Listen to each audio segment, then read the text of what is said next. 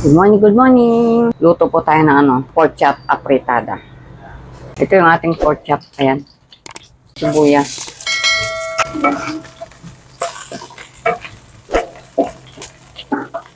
Water. Tomato sauce. Takpan muna natin. Tingnan na natin mga friend. Lagyan na natin yung carrots, patatas. Takpan muna natin. Inilagay ko na yung pork chop natin. Ayan. Nilagyan din natin siya ng paminta at saka laurel. Takpan muna natin. Okay, tingnan na natin. Lagay na natin tong Lara. Pineapple tidbits. Patis. Cornstarch. Takpan muna natin siya mga ilang minuto lang. Okay. Tingnan na natin. Luto na siya mga friend.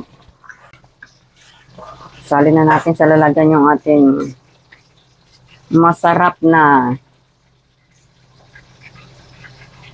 apretada pork chop. Ayan mga friend, luto na ang ating pork chop. Apretada pork chop with pineapple tidbits. Ayan po. Ayan, ang sarap-sarap na niya. Thank you mga friend. Thank you for watching. Bye-bye and God bless.